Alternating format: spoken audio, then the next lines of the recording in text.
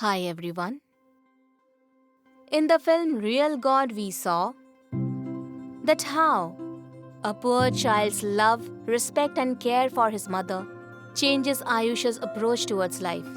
So, similarly, even our Indian history depicts great heroes who were compassionate towards their parents, like Shravan Kumar, Lord Sri Ram, Ghatotkach.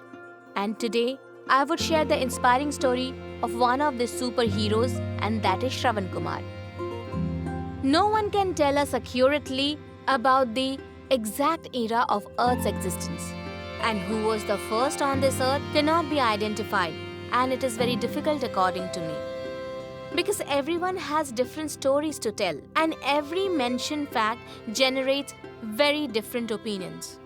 Actually, as per our sacred Hindu scripture, Satyug, Treta Yug, Dwapar Yug, and Kal Yug are the four yugs that exist, and the yug that we belong to is the Kal Yug. Satyug is said to be the yug of truth.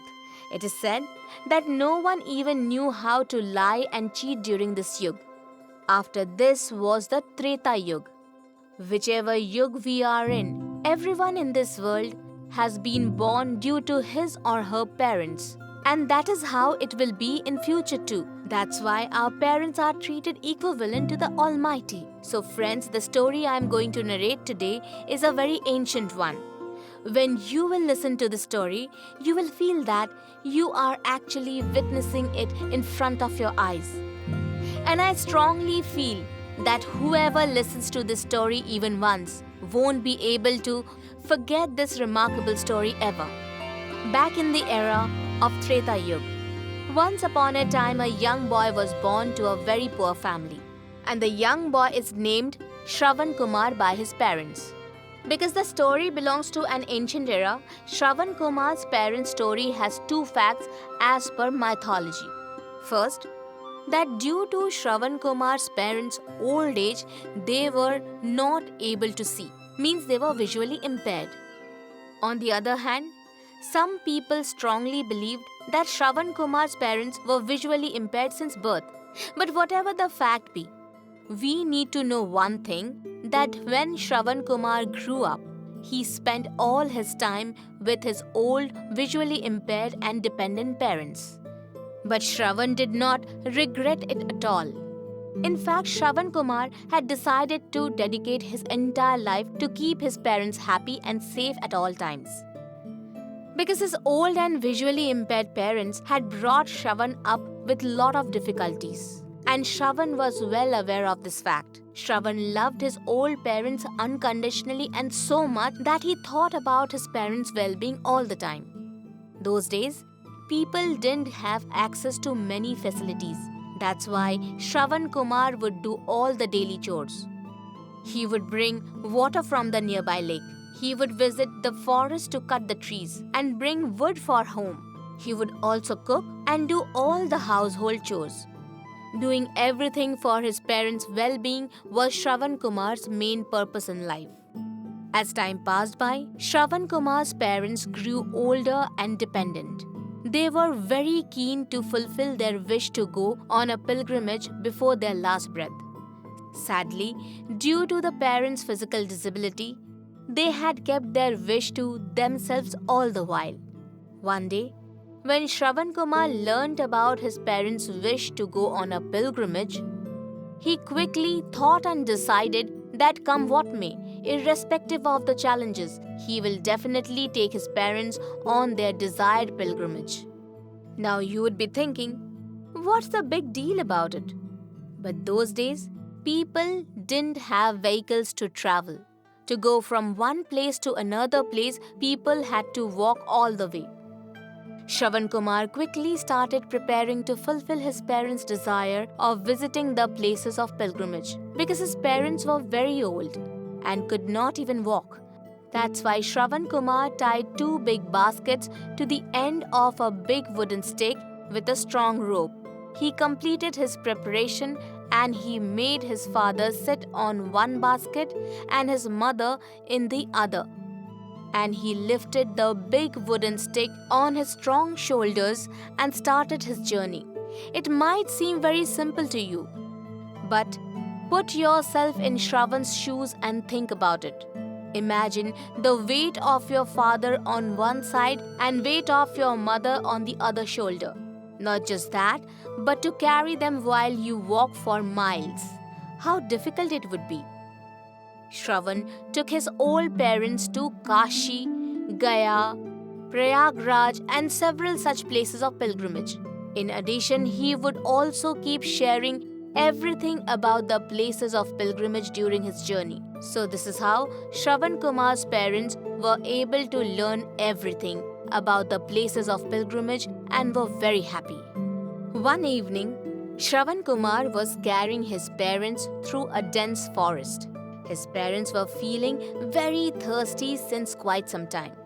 So, they asked Shravan to fetch water for them.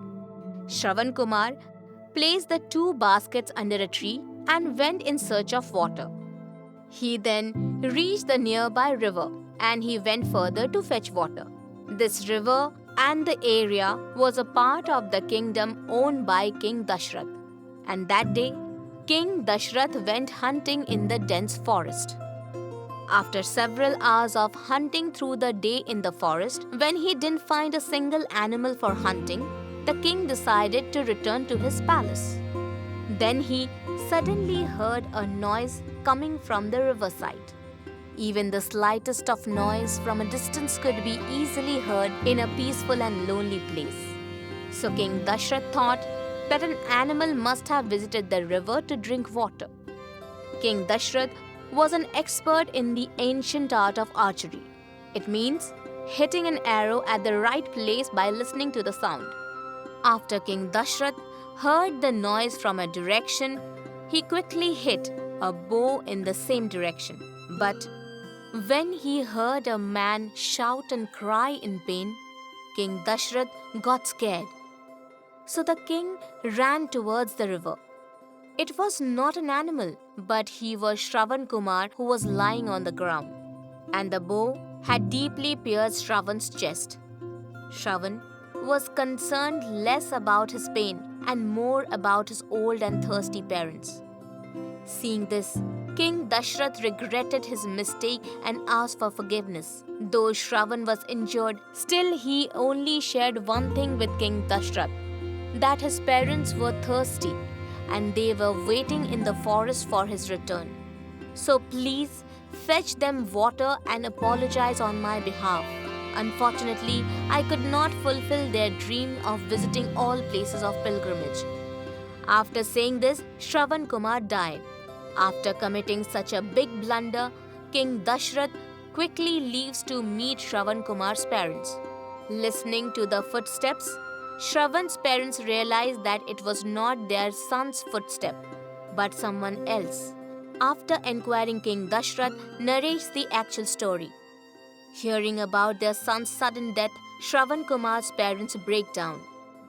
King Dasharatha begs Shravan Kumar's parents for an apology, but since they were heartbroken, Shravan Kumar's parents decided to unwillingly curse King Dasharatha for killing their son. That the way they were missing their son miserably, even the king would suffer and miss his beloved child. And Shravan Kumar's parents breathed their last after not being able to bear the news of their son's untimely demise. This incident saddened King Dasharatha a lot. That an idle boy who was carrying his parents to fulfill their dream of visiting places of pilgrimage accidentally dies due to the king's foolishness.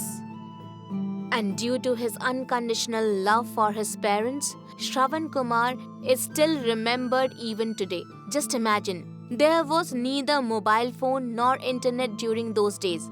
So this story traveled from one person to another through word of mouth. Everyone discussed this unforgettable story with every other person they met. That's why the story of Shravan Kumar is found in the 64th chapter of Ramayana penned by Valmiki. It is every parent's dream to have a son or a daughter like Shravan Kumar. So friends, please try to be as obedient and caring as Shravan Kumar for your loving parents. Because parents do a lot to bring their children up, and this debt can never be paid off. We can only try to keep our parents happy.